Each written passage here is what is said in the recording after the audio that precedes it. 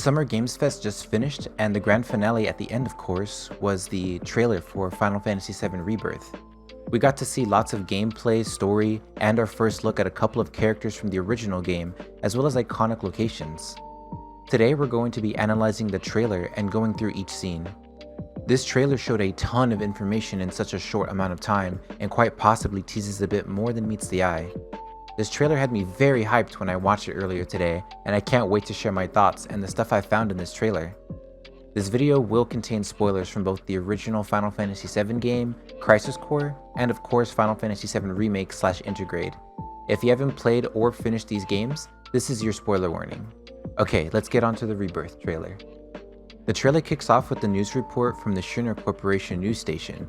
It shows everyone from the incident except Cloud.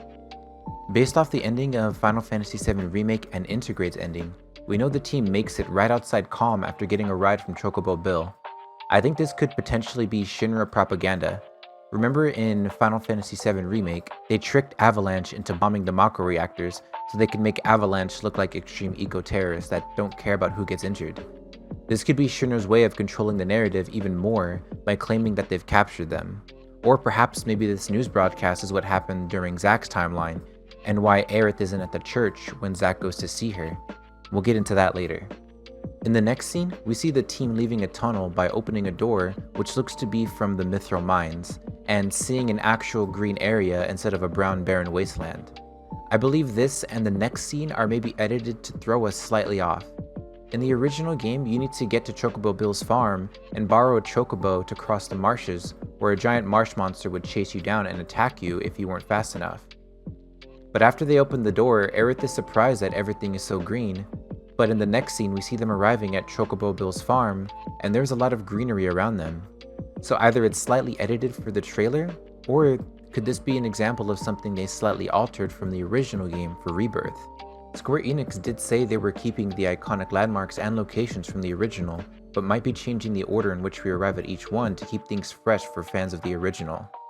Also, during this cutscene, Tifa points out that Cloud was never in Nibelheim 5 years ago, which of course we know is because he was in his soldier uniform and had a mask on the whole time, as he was too embarrassed to be seen since he hadn't made first class yet. Now next we have what could potentially be Cosmo Canyon basically confirmed to be happening in this game, with the appearance of Bugenhagen. In the original game, you traveled to Cosmo Canyon with Red 13 to meet Bugenhagen with your friends, and if you notice, only Cloud, Aerith, and Tifa are in here, even though we know Barret and Red 13 are at least on the team at this point.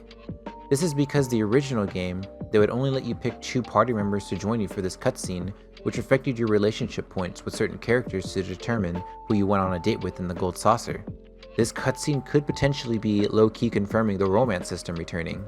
Next, we see them running through a cave which looks like to be the Mithril Mines, and another barren area which could be sometime after. But afterwards we see them in a room talking everything out, which is most likely the room they got in Calm after escaping Midgar. This is probably just a few minutes after being dropped off by Chocobo Bill. Now these next 2 scenes, we see Barret and Red 13 fighting a creature in the Mithril Mines, and we get our first look at the newest member of the Turks and the character I was looking forward to the most other than Vincent. Come on Square, do it! You know you want to!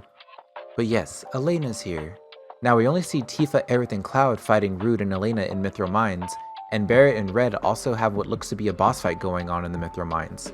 This must be one of the boss fights that switch parties and take place back to back like we saw a few times in 7 Remake, which means this takes place right before the earlier scene where we saw them open the doors and being astonished by how lively everything looks.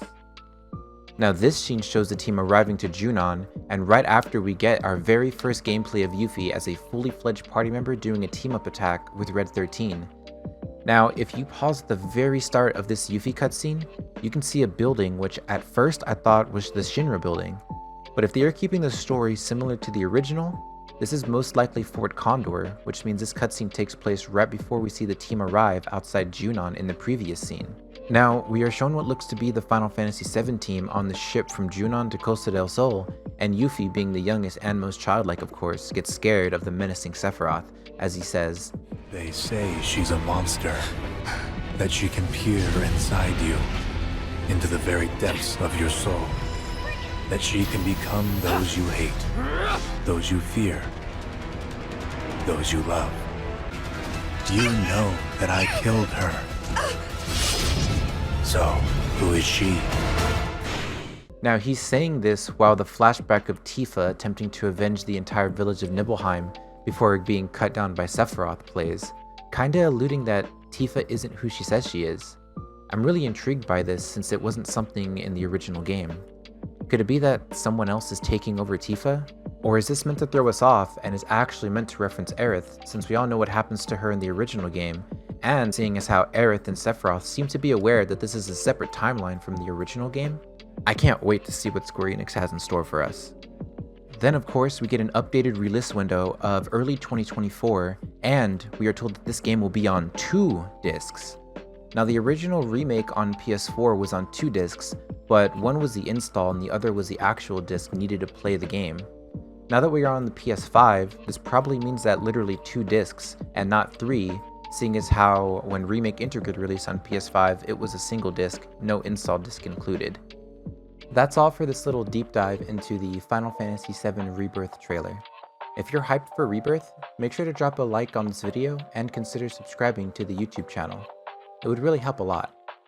You can also follow me on all my other social media, as well as watch me live on Twitch, where I stream live every day except Mondays and Thursdays. Thank you so much for watching this video, and I'll see you in the next one. Until next time.